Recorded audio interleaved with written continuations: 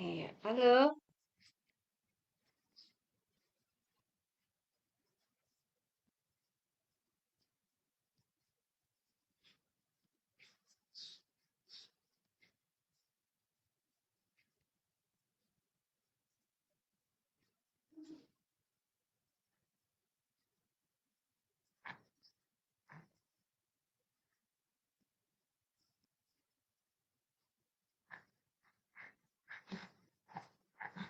Kenapa tadi kangen?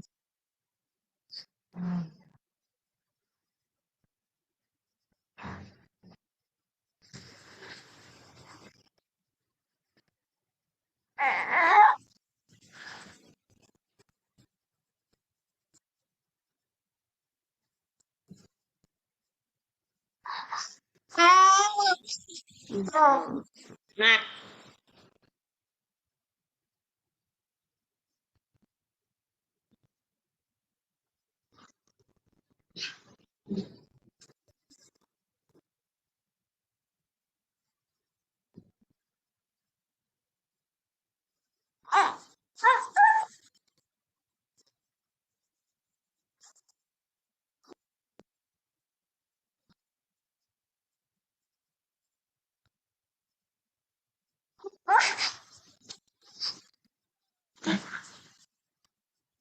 sembuh sembuh.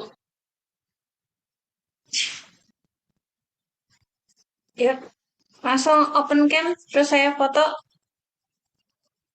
Hei, nongol. Gundul si gundul nongol. Ya, gundul aja yang di foto deh. Tung, tung, tung, tung, tung, tung.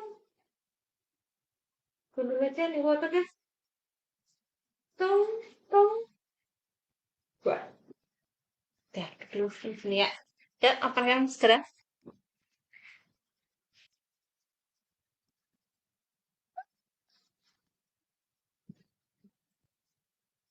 Oke, jalan. 1, 2, 3, 4, 5, 6. Come on, come on, ditunggu.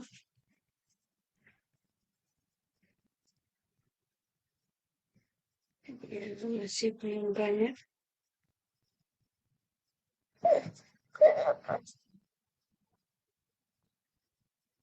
Wah,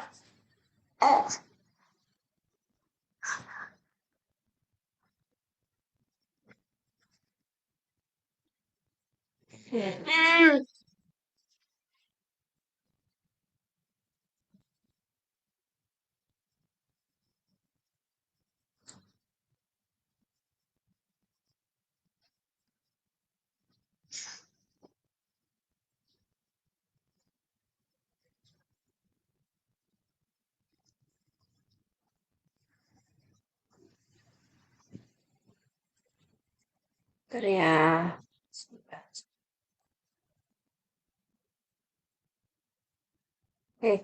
Ya, satu. Ini siapa sih? Oh, isu. Ah, Anam. Oke, 1, 2, 3. Ini ada yang saya unmute dulu. Oke, sudah. 1, 2, 3. Kok wajahnya nggak kelihatan?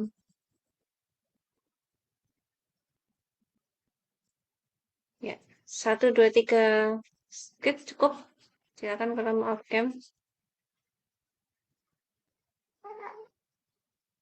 Hmm.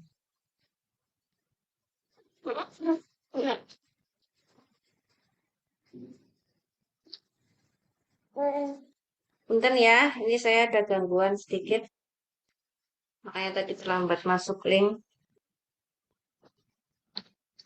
Jadi mas, jadi ah.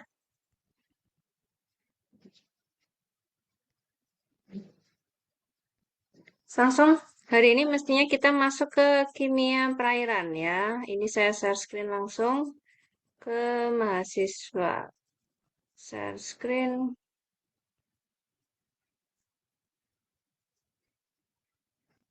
Mm-mm.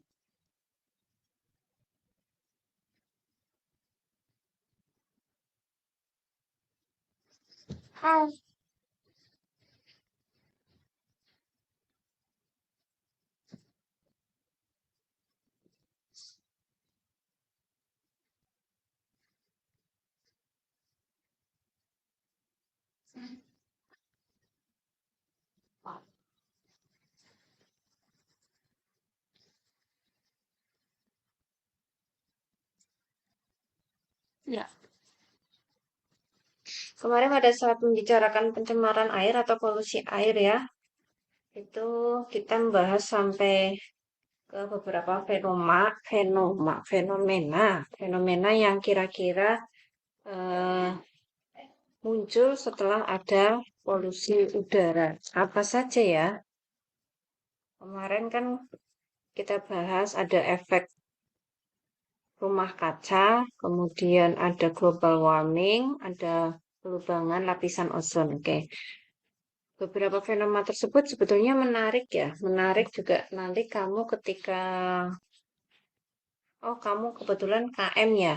Kalau KM, PPL-nya kemarin sudah pada diakui ya, sehingga tidak perlu PPL.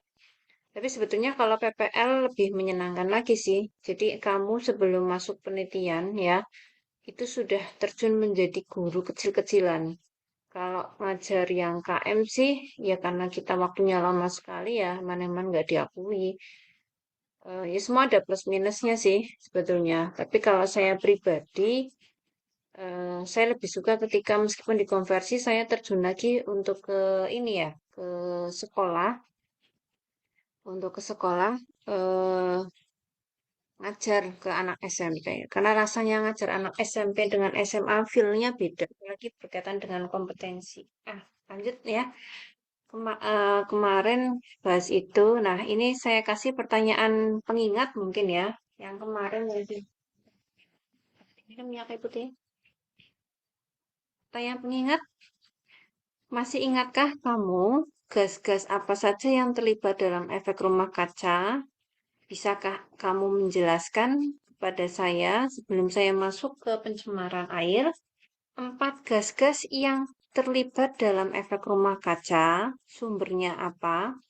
Kemudian, bisakah kamu menjelaskan secara singkat tentang efek rumah kaca dan global warming, atau tentang pembentukan lapisan ozon, dampaknya apa, dan ketika terjadi apa ya, polusi udara ya, yang sangat luar biasa sekarang, bagaimana cara mengendalikannya? Sebelum kita masuk, ya, sambil saya kuliah. Ada yang bisa menjelaskan ke saya?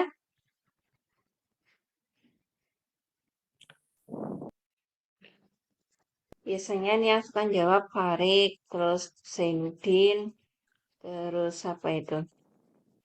Hmm, Bu. Saktian, ya. Nomor 1, Bu. Oke, Zainuddin. Untuk gas-gas yang terlibat itu Oh, ada CO2, ada mm-mm. metana, dan ada CFC. CO2, Untuk metana, CFC. Oke, boleh. ya, Terus, untuk sumbernya itu kalau CFC misalkan dari kayak AC ataupun apa kulkas gitu ya, Bu. Yang mm-mm. masih mengandung CFC. Kemudian metana, Mm-mm. metana itu salah satunya sih biasanya dari Yang itu, dari freon ya. kotor, ya seperti itu. Mm-mm. Terus kalau CO2 dari pembakaran apa namanya, pembakaran apa asap kendaraan seperti itulah, Bu. Oke, ya, boleh seperti itu ya. Jadi ada CO2, kemudian ada CFC, ada tadi metana. Kalau CO2 dihasilkan dari pembakaran ya.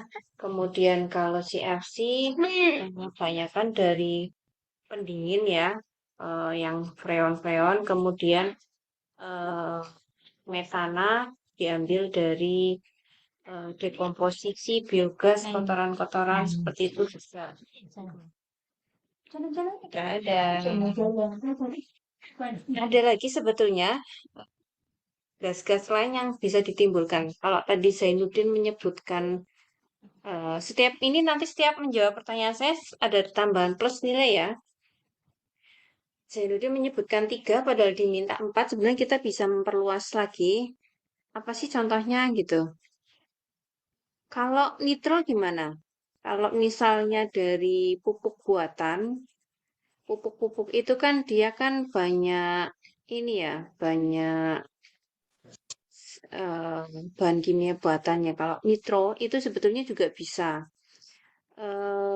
Gas-gas nitro atau NO2 termasuk juga gas-gas yang haloalkana. Haloalkana itu berarti halogen.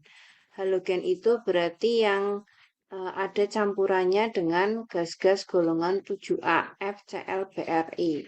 Nah, itu biasanya bisa berasal dari eh, contohnya pembakaran apar juga. Tapi tiga tadi yang disebutkan Zainuddin betul, tepat ya. CO2, CH4, metana, kemudian CFC ya, yang bisa ditemukan di freon, kemudian aerosol spray, seperti itu. Oke, boleh. Good. Zainuddin, 2, 3, 4, silakan. Izin jawab nomor 4, Bu. Iya, Septian, mengendalikan polusi udara. Seperti apa Ya, kira-kira? mengendalikan polusi udara itu yang pertama bisa mengurangi maksudnya mengurangi emisi. Itu mungkin dari kendaraan bermotor kita harus mengurangi. Terus eh, memilih produk yang hemat daya sama ramah lingkungan. Mm-mm. Terus jangan jangan Memilih sering-sering produk yang membakar sampah oke. Mm-mm. dan Ada lagi? diperbanyak untuk penanaman pohon kembali, Bu. Mm-mm. Penanaman pohon kembali, jangan sering membakar sampah, kemudian apa tadi? Menggunakan produk yang ramah lingkungan, Iya, ya, Bu. apalagi Ya, sama mengurangi emisi. mengurangi emisi. Oke, boleh ya. Jadi bisa seperti itu. Artinya kita mesti ada pembatasan polutan udara ya. Produk-produk yang ramah lingkungan itu kan macam-macam ya. Termasuk misalnya bahan bakar, ketika penggunaan bahan bakar yang berasal dari fosil ya, atau batu bara dan minyak bebas itu, jadi kita perlu mungkin menggunakan semacam konverter untuk menghindari pembakaran bahan limbah, konverter katalitik gitu seperti itu. Kemudian juga dari segi apa ya, peraturan ya. Peraturan itu ada tindakan tegas berupa aturan berapa sih CO2 yang mesti dihasilkan gitu. Ada sebetulnya sih saya lupa itu aturan yang untuk dunia global gitu. Jadi ketika suatu negara nih dia melanggar batas, kamu melakukan pembakaran. Misalnya si negara tersebut kalau Muslim kan Muslim kan tidak ada membakar mayat ya. Tapi misalnya kalau Hindu, India gitu, di Cina gitu kan, oh, kalau di India kan mayat dilarungkan ya, itu bisa polusi air. Kalau di Cina misalnya apa mayat dibakar itu kan kalau pembakarannya berlebih kayak pas COVID kemarin, nah itu nanti bisa muncul apa peringatan jadi karbon dioksida yang dihasilkan itu terlampau besar gitu. Kayak kemarin pas COVID pernah itu aturannya saya lupa apa. Jadi mungkin menggunakan tindakan yang berasal dari peraturan juga, kemudian menggunakan sumber daya energi yang apa ya, yang ramah lingkungan iya, tapi juga yang ini, yang sifatnya itu apa kayak angin, air, surya itu apa berarti namanya? Alternatif gitu ya, bahan bakar alternatif selain fosil. Jadi misalnya menggunakan bahan sumber daya angin, kemudian sumber daya air, PLTU, PLTA ya, surya ya, tenaga surya itu yang memang belum kita galakan 100%. Memang susah untuk membangun itu. Jadi seperti sekarang ya LPG mahal itu kan banyak banyak banyak banyak ini ya, banyak banyak faktor, diantaranya salah satunya juga faktor perangnya Ukraina dengan Rusia juga, karena Rusia itu menghasilkan gas LPG terbesar. Jadi ketika ada sesuatu ya dia sah-sah saja, negara yang eh, tidak tidak setuju dengan saya nanti silakan membeli di tempat lain atau membeli dalam bentuk mata uangnya si Rusia itu. Itu bisa saja ya. Jadi kita perlu memahamkan juga ini. Nah, sebagai seorang edukator ya, mahasiswa yang nantinya terjun sebagai guru ya, kalau misalnya menjadi guru, bisa mengedukasi kira-kira apa saja yang mesti dilakukan supaya apa namanya bahan bakarnya tidak melulu bersumber dari fosil gitu. Kemudian menggunakan bahan bakar yang dari listrik, misalnya sepeda listrik, mobil listrik ya, di negara-negara maju sudah, di kita pun sudah sebetulnya, tetapi belum menjadi habitat ya. Kalau yang sumber listrik ya seperti mobil, ya semua ada plus minusnya lah. Sekarang kan mulai hybrid sudah mulai banyak ya mobil-mobil yang hybrid. Kemudian apalagi ya? Ya sekitar itulah. Jadi beberapa hal yang bisa dilakukan untuk pengendalian polusi udara. Nah, kalau nomor 2, 3 ada yang mau menjawab mungkin? Nomor 2, Bu. Ini suaranya siapa ya? Emilia ya? Ya, Mm. 2 itu kamu menjelaskan efek rumah kaca global warming. Coba Mbak dijelaskan Mbak.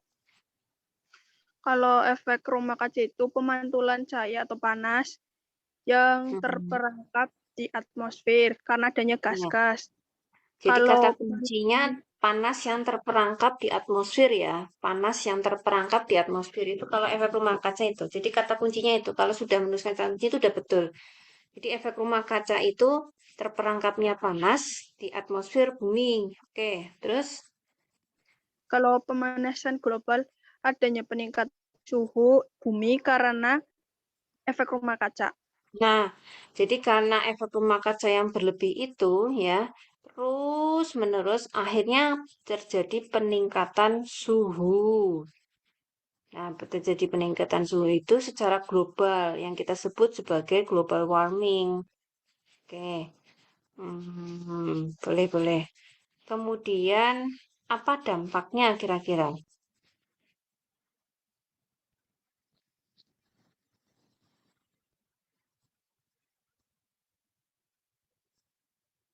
Kalau misalnya terjadi peningkatan suhu, otomatis ada yang mencair kan?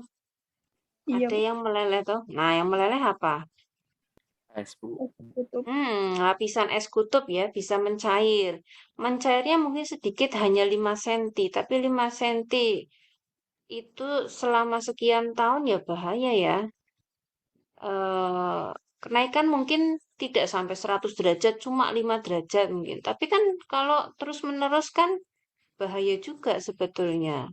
Itu kan karena efek rumah kaca, jadi terus-menerus diamati. Ketika air memuai itu juga akan ketika terjadi apa pemanasan global ya, si air yang meleleh itu kan dia juga akan memuai sebetulnya. Ketika memuai nanti dia naik ke permukaan laut. Nah, efeknya adalah apa itu? Banjir ya. Banjir untuk beberapa daerah yang berada pada daerah pesisir yang dataran rendah. Kota-kota sekitar juga akan terancam tenggelam, bisa jadi seperti itu. Kemudian apa lagi?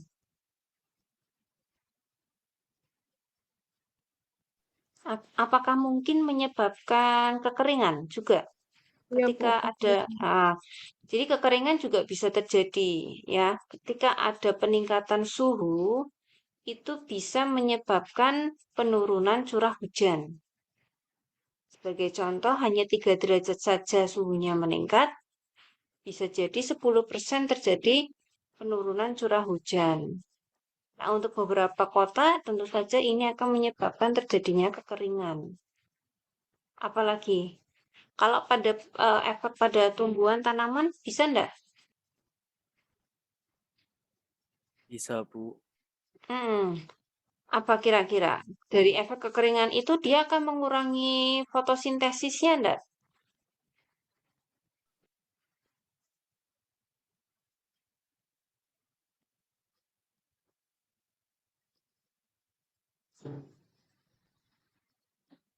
Akan mengurangi fotosintesisnya enggak kira-kira ketika ada kekurangan kekeringan yang terus-menerus?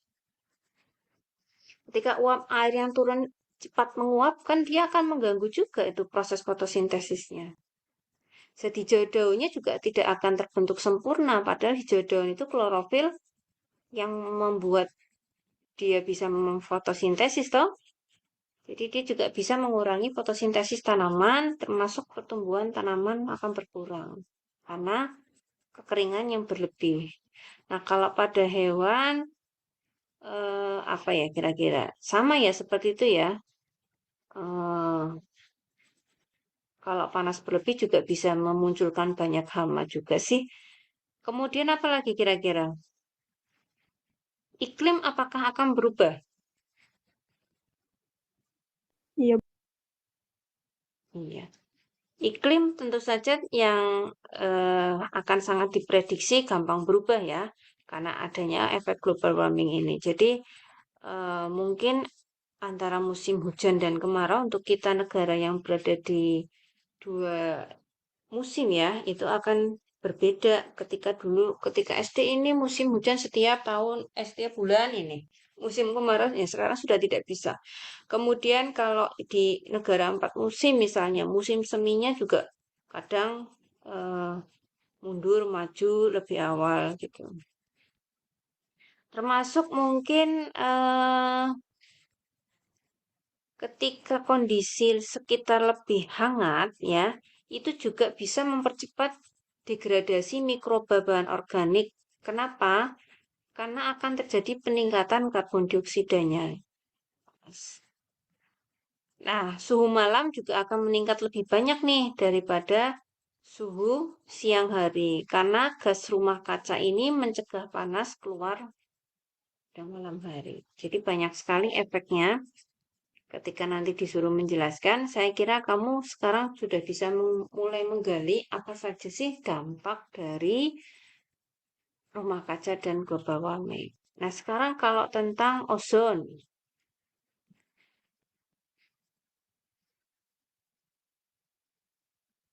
Izin menjawab, Bu. Iya, Mega. Pembentukan lapisan ozon itu reaksi pemecahan molekul oksigen oleh sinar UV menjadi 2 atom oksigen. Kemudian Hmm. bereaksi dengan molekul oksigen lain membentuk molekul ozon.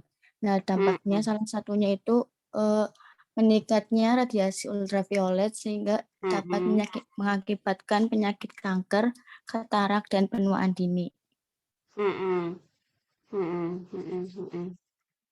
Ya, betul. Oke, yang dijelaskan singkat tapi betul ya. Jadi ozon itu letaknya di mana sih?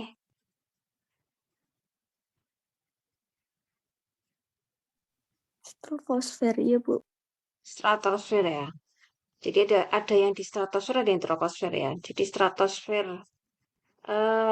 Nah, energi matahari yang turun itu dia sebetulnya eh, yang membuat O2-nya itu putus ikatannya, sehingga dia nanti bergabung dengan molekul oksigen yang utuh untuk menjadi O3. Nah, O3 atau ozon ini dia akan membentuk perisai dengan cara apa? Menyerap sinar UV dan mencegahnya dari masuk ke bumi. Ketika sinar UV masuk ke atmosfer kita, apa yang terjadi? Ya, sinar UV yang masuk ya otomatis sebetulnya mungkin kehidupan tidak akan terjadi ya, karena sebetulnya organisme hidup yang ada di bumi ini tidak bisa mentolerir dosis tinggi radiasi UV. Klorofluorokarbon dan gas halo yang dilepaskan ke atmosfer atau CFC dan halo alkana itu ya, itu yang akan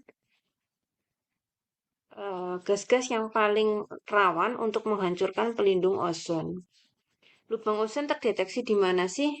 Nah, ada di kutub selatan Antartik dan kutub utara Arktik. Sehingga secara luas ketika ozonnya berlubang, UV-nya masuk ya, makanya dia meningkat. Dan ketika lebih banyak sinar UV yang masuk, tadi yang dijelaskan Mega, bisa lebih banyak terjadi apa? Kanker kulit ya, kemudian katarak, bisa. Kemudian naiknya permukaan laut, ya, karena pemanasan lebih juga. Kemudian apalagi daun tanaman itu dia juga akan menunjukkan sifat-sifat kehilangan klorofil. Jadi warnanya kuning atau kita sebut sebagai klorosis. Itu seperti itu kira-kira. Oke, jawaban yang tadi disampaikan berarti cukup mengingatkan kepada yang kemarin-kemarin ya. Sudah cukup bagus. Oke, saya lanjut. Mungkin sekarang kita masuk ke polusi air. Jadi ada beberapa bahan materi yang akan saya sampaikan. Satu adalah beberapa bahan-bahan yang dapat mencemari air. 2. Cara mengukur efek polutan. 3. Parameter polusi air, sumber polutan, efek biologis pada polusi air. Kayaknya nanti untuk pertemuan ini kita cukupkan pada yang parameter polusi air atau cara mengukur efek polutan air. Karena ini bahan-bahan yang dapat mencemari air banyak. Masuk dulu mungkin, air itu seperti tubuh kita.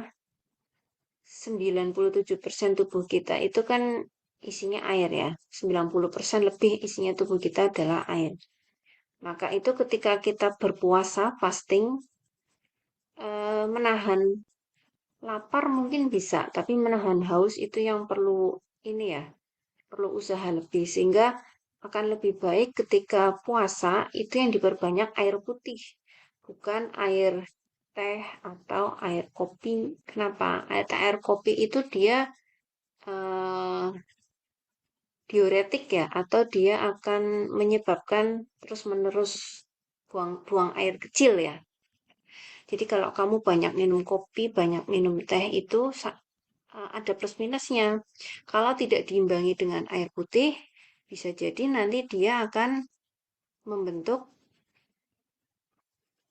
apa itu? Batu ginjal ya, kalsium karbonat. Jadi membentuk ampas di ginjal.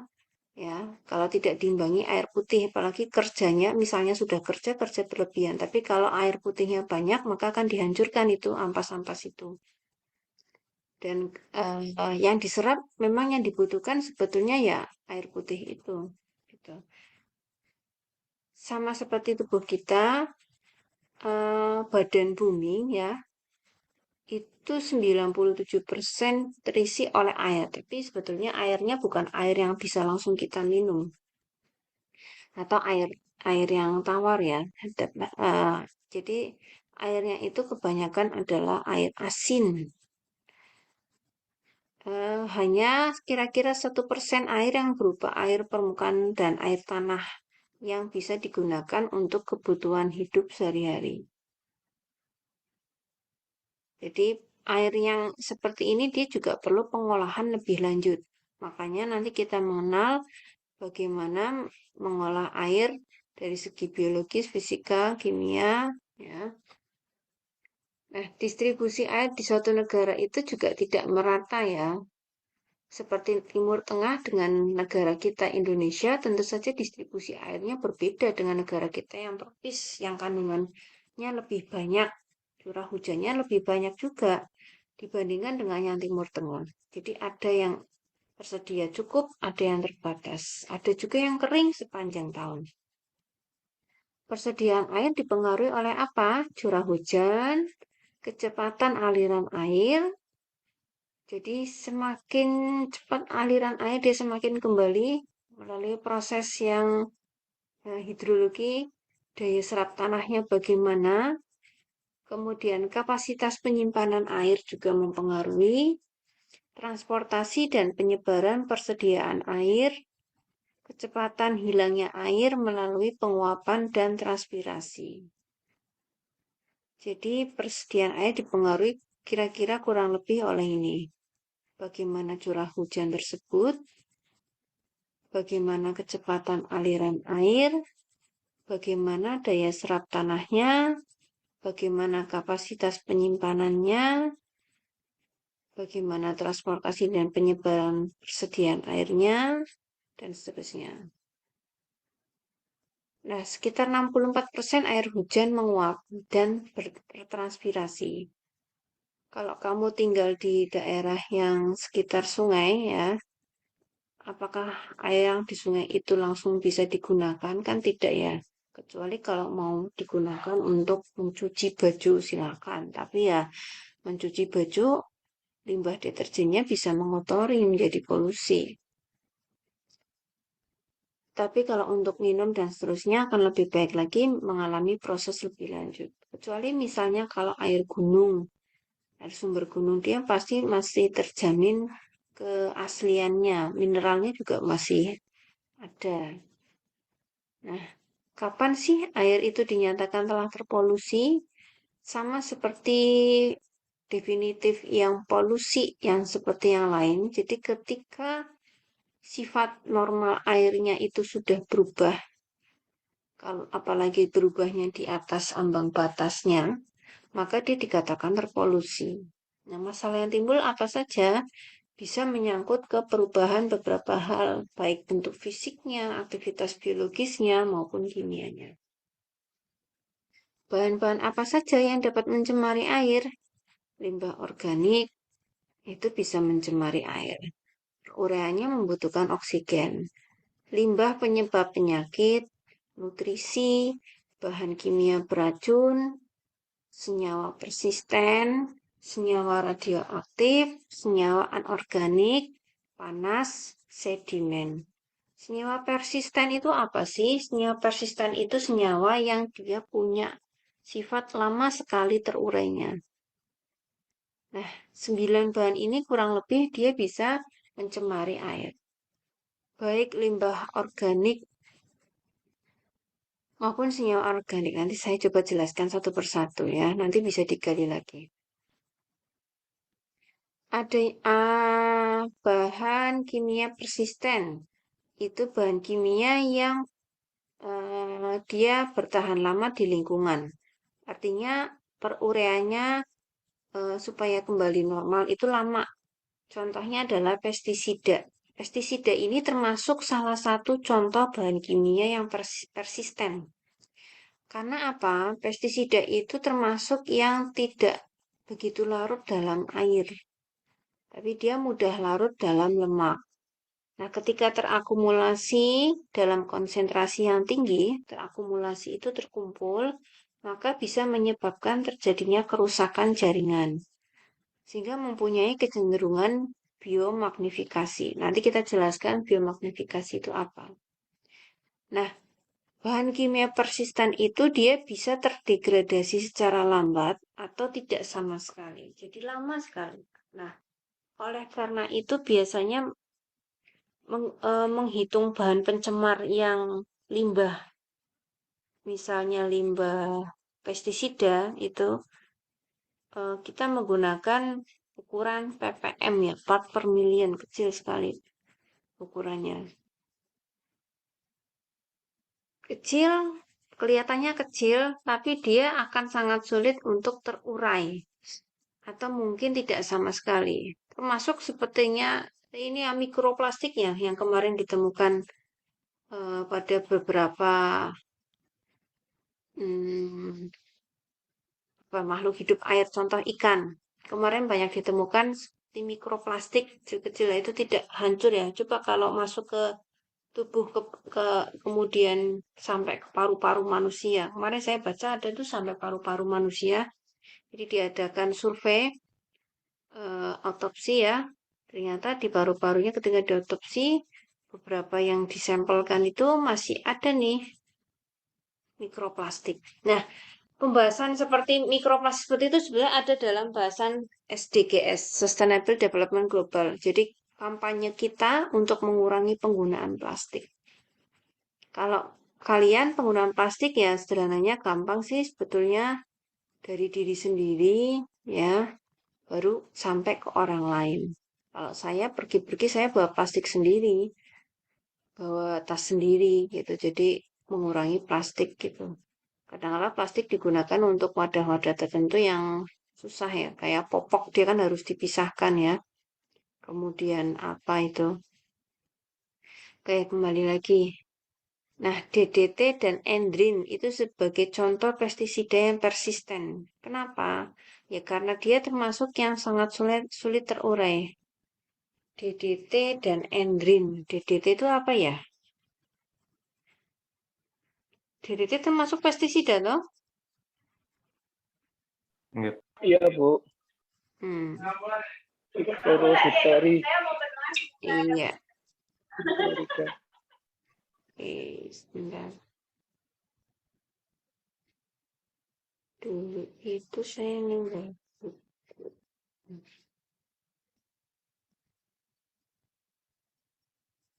Hmm.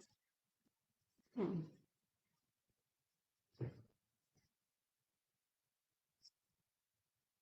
Mikrogram setara dengan 1 × 6 ya, 1 × 10⁻6 gram. Berapa konsentrasi dalam ppm residu DDT yang terdapat dalam air sungai yang mengandung 0,02 mikrogram per liter DDT? Ini berarti mengubahnya jadikan ppm. Caranya gimana ya? 0,02 mikrogram per liter DDT jadikan ppm.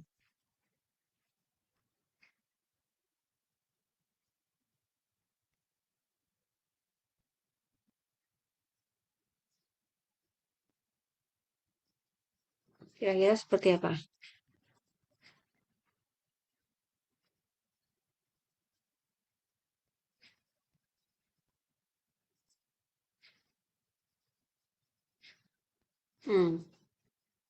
Percaya aja.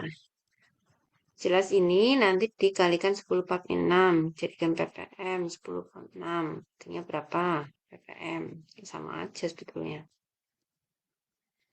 Ini contoh bahaya pestisida karena abai ya. Di India tahun 84 senyawa metil isosianat ini digunakan sebagai bahan dasar pembuatan pestisida karbamat. Nah, ketika terjadi kecelakaan, terhambur ke lingkungan, menyebabkan kematian 2.500 dan melukai 50.000 orang. Jadi karena bahan kimia berbahaya. Waktu itu belum begitu aware tentang bahan kimia berbahaya. Sehingga banyak yang meninggal, yang hidup pun cacat ya, baik manusia maupun hewan. Nah, sekarang selain persisten adalah beberapa logam. Logam-logam beracun yang saya sebutkan ini termasuk dalam kaitan logam berat. Logam berat itu apa sih? Logam berat itu logam yang punya bobot molekul besar. Bobot molekul itu berarti contohnya AR-nya besar. Massa molekul relatifnya. Biasanya dia berada pada golongan transisi. Nah, beberapa unsur hanya dibutuhkan dalam tubuh dalam jumlah sedikit. Unsur apa? Logam-logam. Jadi tubuh kita apakah membutuhkan mineral? Ya butuh. Butuh logam, butuh. Mineral anorganik, butuh. Jadi tidak hanya yang organik, senyawa-senyawa organik yang ada pada makanan. Kita juga butuh yang anorganik. Tapi hanya sedikit. Meskipun sedikit, sangat diperlukan. Fe misalnya, dibutuhkannya hanya sedikit. Tapi kalau kurang, ya berbahaya juga nih. Bisa anemia. Nah, tapi akan berlebihan itu juga akan berbahaya karena akan menjadi sebuah toksik atau keracunan. Kenapa? Karena logam-logam ini tidak akan keluar langsung melalui mekanisme biasa yang dari tubuh. Jadi dia akan terakumulasi. Di antara unsur-unsur yang berbahaya yang saya maksud biasanya adalah pada logam-logam berat. Misalnya merkuri, Hg, Cd, kadmium, atau timbal, Pb, plumbum, krom, nikel, kobalt, arsen. Nah, logam-logam ini berbahaya dalam tubuh. Kenapa sih? Berbahayanya dia akan mengganggu fungsi enzim. Kadangkala enzim kan dulu pernah kita belajar bareng-bareng. Enzim itu ada sisi yang bisa menempel pada substrat. Yang mana sisi itu disebut sebagai sisi aktif enzim. Nah, enzim akan bergabung dengan substrat secara spesifik. Artinya dengan yang dipaskan saja. Makanya kan ada teori Lubki. Gembok sama kunci ya pasti dia gemboknya ya kuncinya itu aja. Tapi ketika ada logam-logam ini, dia akan mengganggu.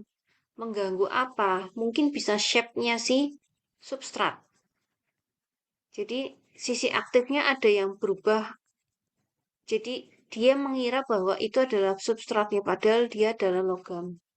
Sehingga akan mengganggu fungsi enzim.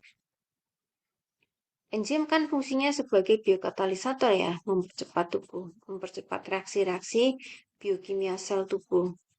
Kalau tidak ada enzim, ya bisa saja akan terus nggak apa-apa normal, tapi reaksi tubuh akan berjalan sangat lambat. Yang lain adalah banyak mekanisme-mekanisme tubuh yang berjalan lambat yang akan memperlambat juga dalam hal metabolisme tubuh. Metabolisme tubuh pasti akan jadi gangguan ketika ada enzim yang diganggu. Hg atau air raksa. Hg atau air raksa itu logam yang fasenya cair pada suhu ruang. Bisa merusak jaringan paru, keracunan juga bisa, kerusakan kromosom juga bisa. Nah, ini biasanya digunakan sebagai katode dalam elektrolisis air garam, katalis dalam industri PVC, pipa, konduktor, fungisida.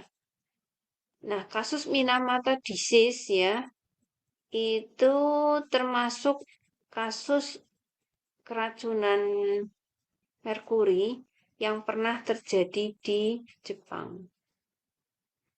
Karena penduduk Jepang suka mengkonsumsi ikan, tidak sadar bahwa ikan-ikannya itu banyak terkena limbah merkuri, logam berat, yang mana logam berat itu sebetulnya dia tidak bisa langsung keluar melalui mekanisme biasa, sehingga harus dikeluarkan, dia akan terakumulasi dalam tubuh ya. Akibatnya bisa menyebabkan kerusakan atau kecacatan jaringan. Timbal, Pb, termasuk logam juga yang sifatnya toksik. Dari mana saja kita dapat keracunan timbal? Timbal itu bisa diperoleh juga dari bahan bakar buang kendaraan bermotor. Jadi kadang ketika kendaraan bermotor, dia untuk mengurangi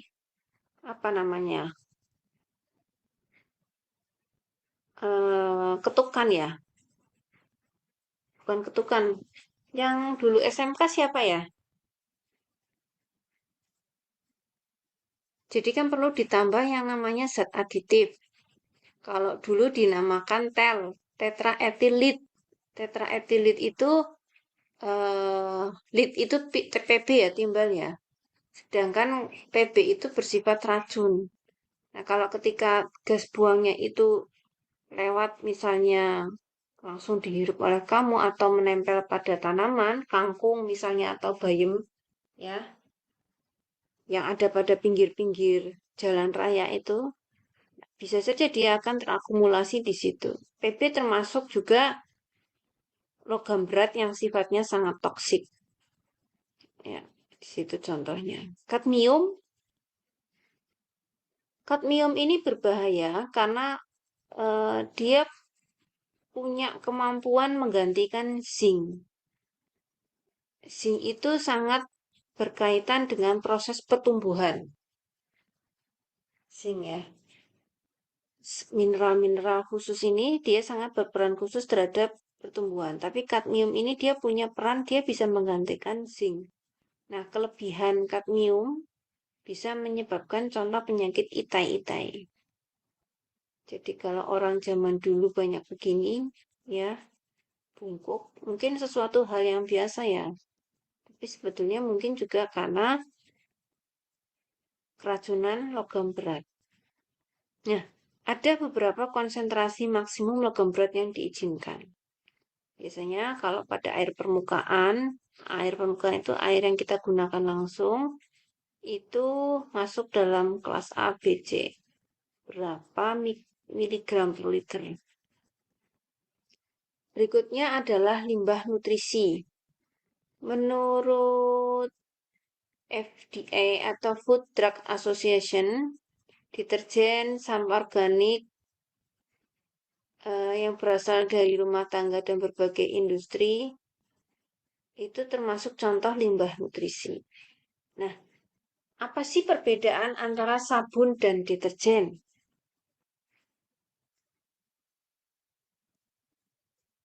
Sabun dengan deterjen bedanya apa?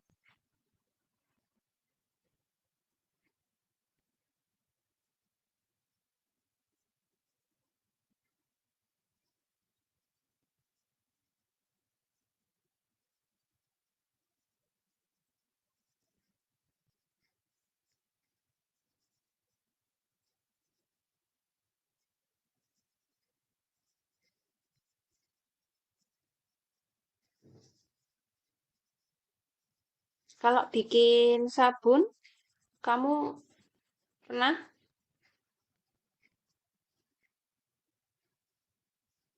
Belum, Bu. Oh iya, di waktu itu Pernah. online. Siapa yang pernah lihat? Pernah, Bu, dulu pas SMA. Nah, yang pernah, utamanya kalau mau suruh bikin sabun, bahan yang utamanya apa, Mbak? NaOH. NaOH sebagai basanya. Terus apalagi? Dia harus direaksikan dengan apa? Mega.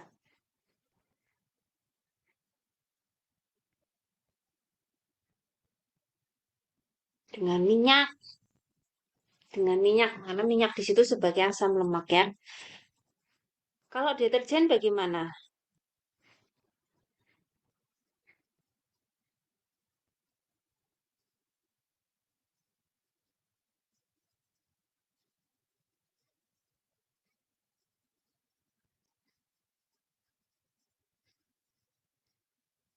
Kalau deterjen itu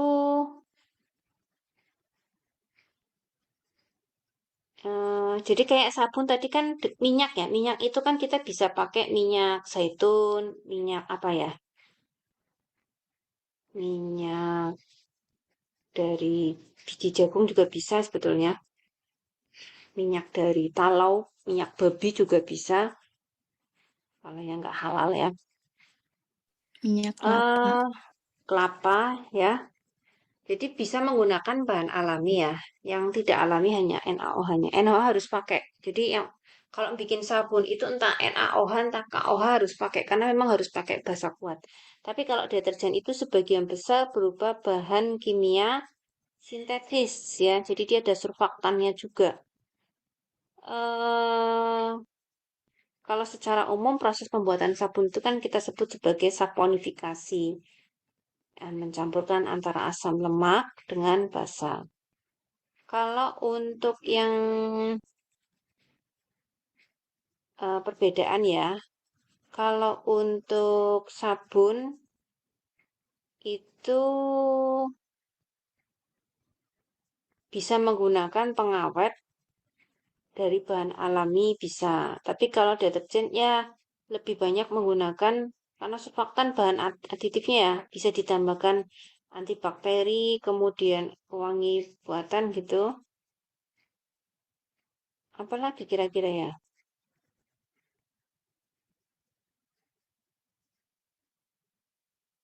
Kalau sabun itu sifatnya dia membersihkannya lebih ringan daripada deterjen. Jadi kalau deterjen itu dapat secara efektif membersihkan kotoran, kalau sabun lebih ringan saja sebetulnya. Apalagi ya mungkin.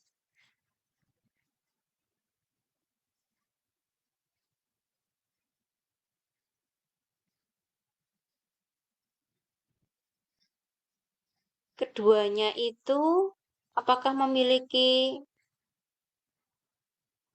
bagian yang berfungsi sebagai hidrofob, satunya berfungsi sebagai hidrofil, baik sabun dan deterjen?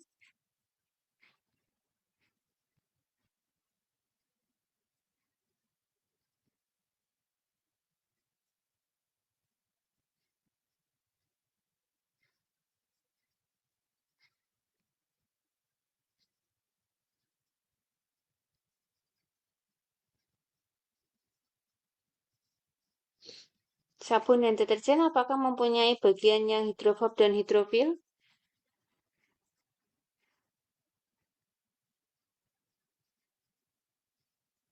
Hidrofob itu berarti artinya yang tidak suka air. Jadi dia akan lebih larut ke lemak. Kalau hidrofil itu yang suka air. Jadi baik sabun dan deterjen itu sama-sama punya dua sisi, hidrofob dan hidrofil, makanya dia bisa bersifat sebagai pembersih. Tapi kalau deterjen itu dia sifatnya untuk membersihkannya lebih kuat dibandingkan sabun, maka sabun itu untuk badan oke, tapi deterjen jangan dipakai ke badan, ke pakaian aja, panas nanti. Sabun itu kalau ketemu dengan air sadah itu tidak bisa digunakan untuk mencuci, tapi kalau deterjen bisa.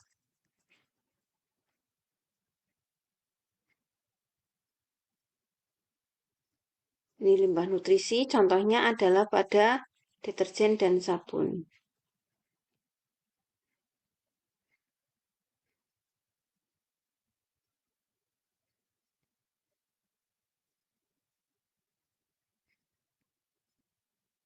Mengapa lebih banyak digunakan deterjen daripada sabun sebagai pembersih? Yaitu karena dia banyak zat aditifnya, surfaktannya lebih kuat untuk membersihkan daripada yang sabun. Sabun hanya sebagai pencuci yang ringan.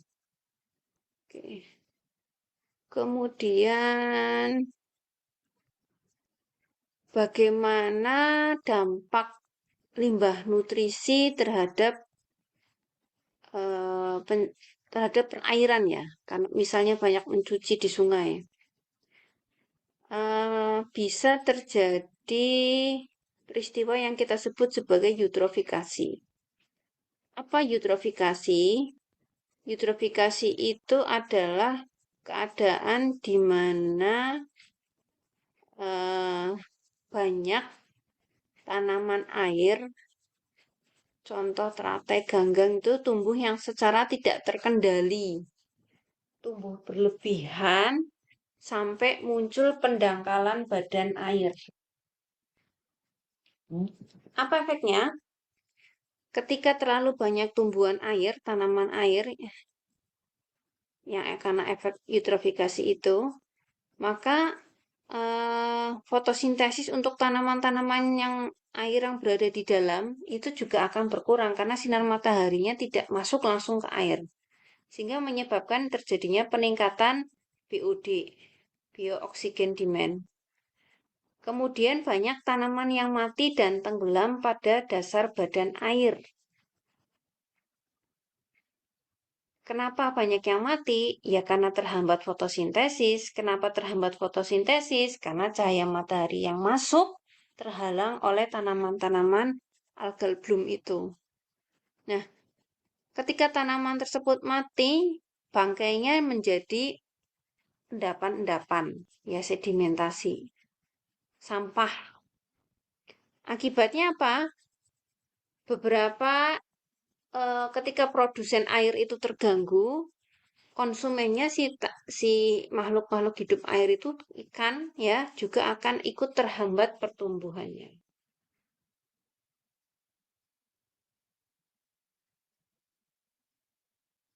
Sehingga nanti akan terpengaruh juga baik bau, rasa, dan warna pada air tersebut. Limbah pertanian juga merupakan nutrisi yang dapat menyebabkan eutrofikasi. Nutrisi di sini maksudnya akan terjadi berlebihan senyawa fosfat dan nitrat yang terjadi eutrofikasi. Ion nitrat dalam air tidak berbahaya, tetapi bakteri bisa mengubah nitrat menjadi nitrit. Nah, yang kalau terabsorpsi maka bisa mengoksidasi Fe3 menjadi fero sehingga menghasilkan metmoglobin. Akibatnya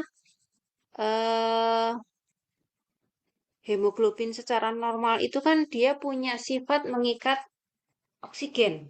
Tapi ketika hemoglobinnya tidak normal, misalnya metmoglobin itu, akibatnya kemampuan dia untuk mengikat oksigennya itu juga akan berkurang sehingga ya. Jadi limbah-limbah pertanian tadi yang karena tanaman mati tadi karena algal bloom juga bisa menyebabkan eutrofikasi karena bakteri tersebut bisa mengubah nitrat menjadi nitrit. Oke. Limbah panas.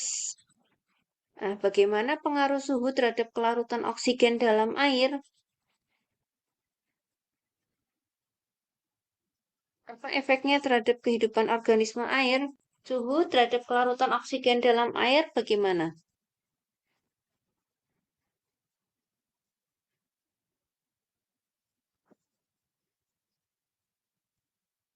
Pengaruh suhu terhadap kelarutan oksigen dalam air.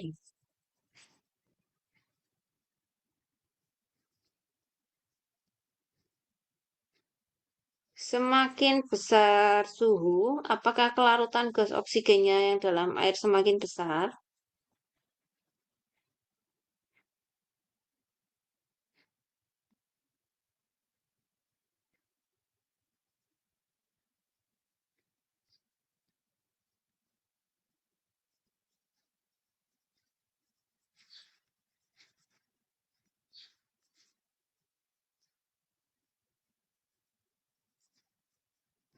Masih ingat nggak kimia dasar 2 terhadap gas-gas?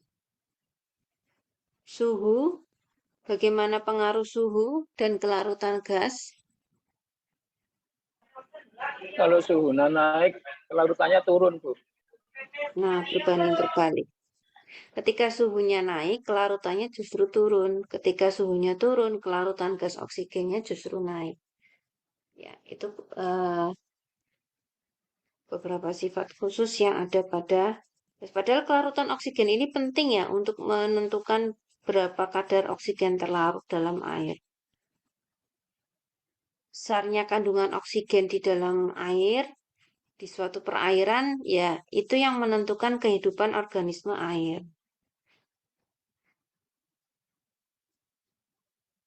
Untuk apa saja sih kira-kira oksigen yang di perairan? Kalau selain untuk respirasi, untuk apa aja?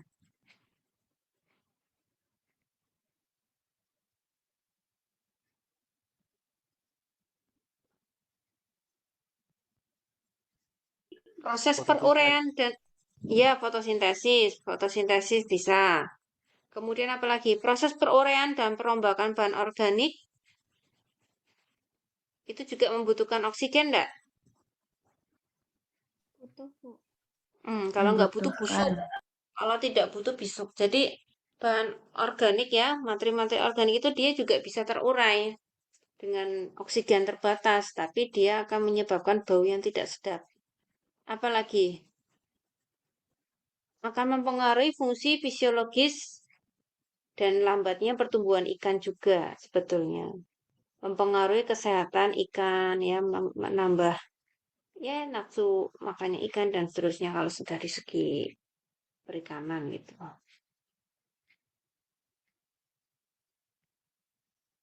Kelarutan oksigen dalam air ini dipengaruhi beberapa faktor, suhu diantaranya.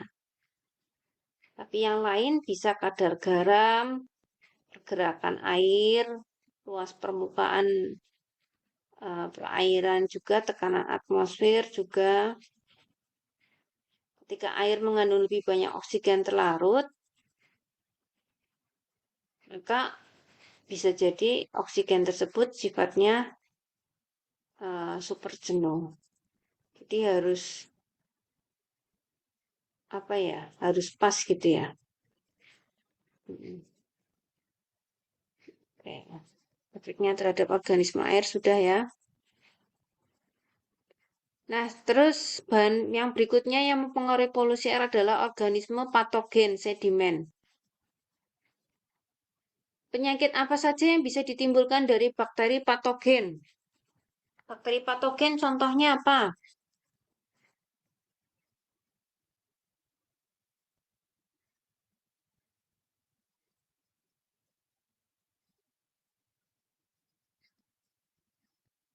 Patogen itu yang bisa menyebabkan penyakit. Sehingga penggunaannya harus menggunakan antibiotik ya, karena harus membunuh bakteri. Contoh bakteri patogen.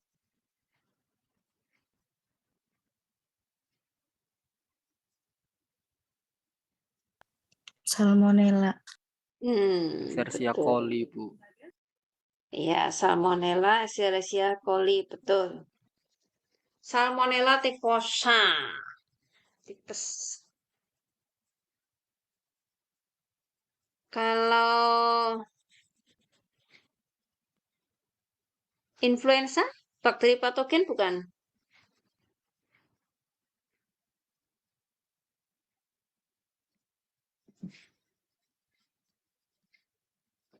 Yang buat influenza.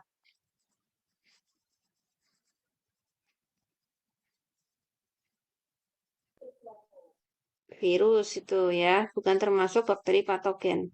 Salmonella, Clostridium tetani, kemudian apalagi E. coli ya, itu termasuk bakteri patogen. Penyakit yang ditimbulkan ya bisa tipes, diare, dan seterusnya. Nah, organisme-organisme patogen ini juga termasuk yang menjadi penyebab polusi air. Jadi kalau berlebihan. Makanya kalau saya nggak tahu nih kalau kamu tinggal di daerah yang sekitar sungai, di tempatmu masih ada nggak orang buang kotoran bukan di jamban ya, di sungai? Ada? Ada, Bu. Masih ada ya. Tapi di situ disediakan jamban tidak, Mbak? Jamban umum Ada. ada.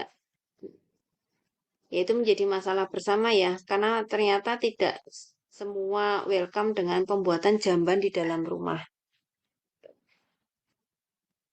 Nah, kalau berlebihan ya jadi juga meracuni organisme. Air ya, jelas. Sedimen itu juga termasuk. Sedimen itu tumpukan-tumpukan ya, padatan-padatan inert dengan ukuran yang variasi.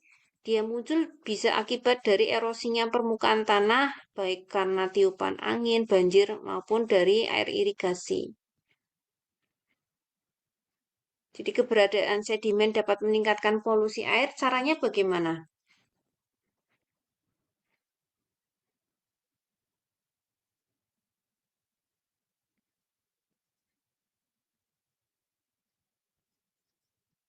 Sedimen-sedimen di situ yang muncul misalnya juga banyak tumpukan sampahnya ya. Kemudian misalnya sedimennya berasal dari pertanian irigasi yang habis kena pestisida, dia juga bisa menimbulkan tumpukan pestisida, itu juga menyebabkan polusi air. Gampangnya seperti itu aja sih. Nah, sekarang cara mengukur efek polutan air. Ini adalah indikator kimia kualitas air. Ada istilah DO, BOD, COD, pengukuran juga dengan pH bisa. pH yang paling gampang. pH air murni berapa? 7. Oke. pH 6, 7, 78 itu pas untuk kalau air perikanan. Tapi kalau berlebih itu yang patut diwaspadai. Atau terlalu kurang juga patut diwaspadai. Total dissolved solid atau padatan yang terlarut di air. Ini nanti untuk menunjukkan jumlah total berapa mineral yang toksik ataupun non-toksik yang terlarut dalam air. Nitrat, fosfat, besi, tembaga juga bisa untuk parameter mengukur efek polutan air. Kemudian kandungan CO2 bebas, kesadahan, suhu, kejernihan juga iya. Jadi ini adalah beberapa cara untuk mengukur efek polutan air. DO, dissolved oksigen atau oksigen terlarut. Sebagaimana yang sudah dijelaskan, mungkin kamu di ilmu lingkungan sudah dijelaskan berulang-ulang ya. Ini juga sebagai indikator umum kualitas air. Sumber oksigen untuk respirasi. Konsentrasi minimum 4-5 mg per liter itu yang merupakan batas toleran. BOD atau biooksigen demand, jumlah oksigen terlarut yang hilang ketika peruraian senyawa organik pada waktu tertentu. Uraiannya yang terjadi harus secara biologi. Jadi nilai BOD ini kalau nilainya 1 sangat bersih, 10 itu terpolusi. Jadi semakin tinggi semakin jelek. COD itu yang berdasarkan kimia. Jadi yang dapat teroksidasi secara kimia. pH sifat asam atau basa. Nitrat menunjukkan tanaman yang mengandung nutrisi nitrogen. Tadi yang sudah disampaikan, hati-hati ketika penumpukan nitrat, ketika tanaman ini mati ya, maka bakteri pengurai bisa mengubah nih senyawa nitrat menjadi nitrat yang berbahaya untuk tubuh. Fosfat, ini nitrat fosfat itu yang hidrofikasi ya. Besi. Nah, ini tadi yang seperti apa sih? Bagaimana efek sedimen terhadap polusi? Ya, tadi saya bilang kalau misalnya sedimen-sedimen itu berasal dari tanah yang terpolusi, ya, contoh adalah pada tumpukan yang irigasi, ya, atau misalnya daerah pertambangan, erosi, kemudian industrial, ya, ada aliran air yang membawa sedimen-sedimen tersebut, itu yang bisa menyebabkan polusi, ya, logam-logam tersebut. Raksa, kadmium, timbal, nikel, zinc, kromium, kobalt termasuk logam berat yang biasanya muncul pada saluran buangan industri pertambangan dan industri lainnya. Kesadahan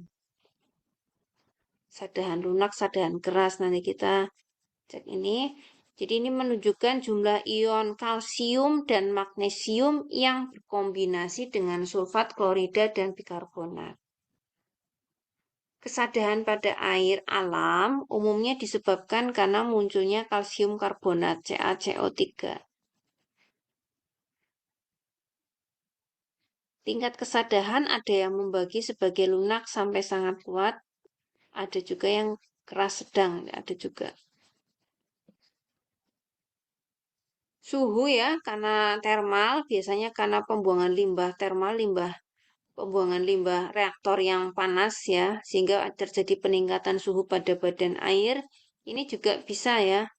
Jadi kenaikan suhu sebesar 5 derajat saja juga bisa menyebabkan pemusnahan kehidupan air. Nah, kalau kejernihan biasa ya, ini indikator secara fisik biasanya kalau kejernihan. Kalau dia daya tembus cahayanya misalnya lebih dari 60 cm berarti baik. Kurang dari 10 berarti tidak baik. Kurang dari 10 tidak baik, biasanya di sini di airnya ada banyak muncul suspensi-suspensi nih. Ya, yang bisa menyerap cahaya sehingga dia tidak tembus. Tapi kalau betul-betul bersih ya dia baik ya, di atas 60. Nah, berikut adalah beberapa parameter pencemaran air. Ada parameter fisik. Fisik itu yang kelihatan ya. Warna, bau, kekeruhan, rasa, suhu, dan konduktivitas listrik merupakan parameter fisik dan baik indikator kontaminasi. Misalnya warna dan kekeruhan, ini termasuk bukti nyata air itu tercemar. Bau menyengat, bau pahit itu termasuk juga yang menyebabkan parameter fisik air tersebut tidak layak konsumsi. Parameter kimia itu bisa dilihat dari jumlah karbonat, sulfat, klorida, fluorida, nitrat, ion logam. Nah, bahan kimia ini membentuk total padatan terlarut dan hadir dalam air.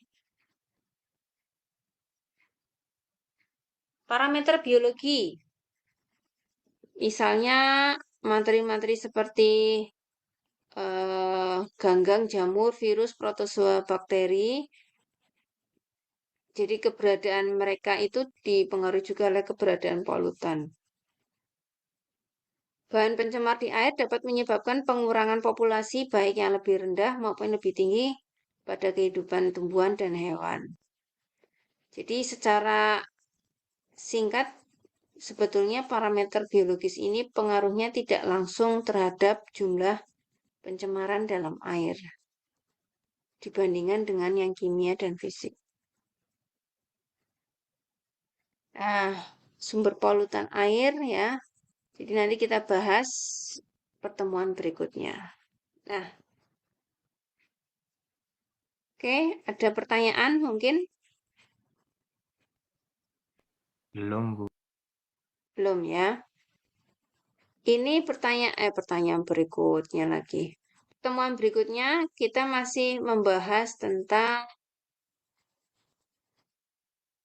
kimia lingkungan yang babnya air ya. Masih babnya air. Mungkin ke ini nih. Ini ya. Sumber polutan air, ini. Jadi sumber polusi air.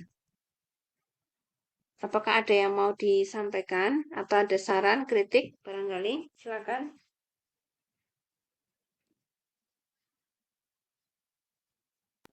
Untuk pertemuan selanjutnya seperti biasa, Bu, atau gimana, Bu? Senin boleh.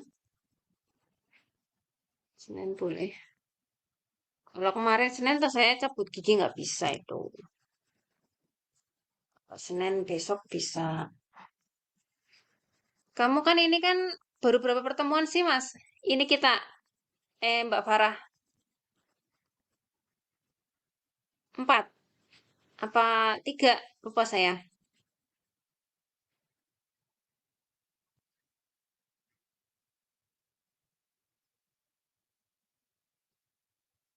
Kayaknya sudah Kayaknya 4, Bu. 4 ya. Kalau sudah 4, misalnya minggu depan Senin dan Jumat juga bisa mengganti yang itu ya. Karena kan kimia lingkungan kan ngutang 2 ya saya ya. Berarti kan diganti minggu depannya 2 kali bisa Senin sama Jumat. Kimia bahan ngutang 1 kali toh? Enggak, Bu. Iya. Ya itu kira-kira yang saya tawarkan ke situ, ke mahasiswa. Kalau misalnya susah lagi ketemuannya ya nanti tak sharekan di YouTube aja nanti. Kan sama aja yang penting ada apa penyampaian materi dari saya.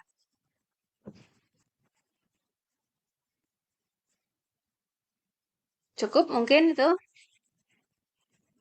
Cukup, Bu. Oke. Cukup, Bu. Oke, terima kasih untuk mahasiswa yang sudah hadir. Kalau tidak ada pertanyaan,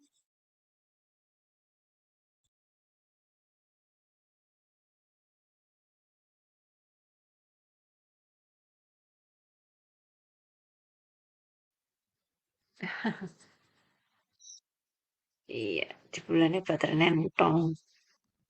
Terima kasih saya sampaikan kepada mahasiswa untuk pertemuan ini.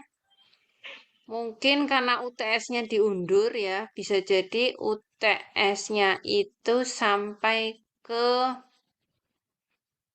kimia yang tanah. Jadi mungkin beberapa pertemuan ini kita sampai ke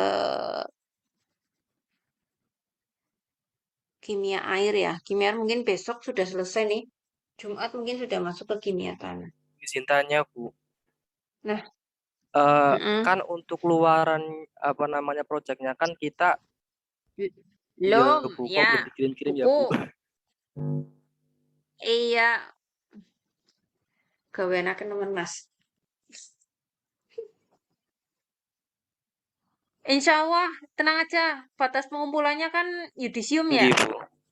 Kemarin saya pernah sampaikan. Nah, insya Allah sebelum UTS sudah saya buat untuk ininya. eh Pada prinsipnya sih saya menginginkan mahasiswa itu membuat resume ya. Resume itu bisa dari presentasi saya bisa menggali sumber sendiri yang menggunakan tapi yang terstruktur di situ. Jadi nggak lengkap banget nggak apa-apa, tapi jangan juga terlalu singkat ya. Saya juga pengen lihat bagaimana kamu ini. Tapi saya juga perlu melihat ininya juga bab-babnya yang perlu diambil apa. Saya cukupkan mungkin hanya pada kimia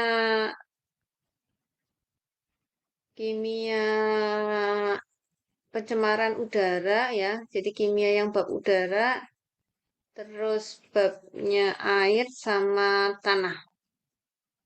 Tapi kalau untuk yang kayak apa itu ya? Itu nggak usah deh. Ya itu yang untuk jadi 3 bab itu aja Mas kira-kira yang untuk penugasan. Ya ini masih santai dulu nggak apa-apa. eh Sesegera mungkin saya kirimkan sehingga nanti mahasiswa bisa bersiap-siap. Jangan khawatir nanti dikumpulkannya yudisium. Baik, Bu. Mm-mm. Cukup ya. Cukup, Bu.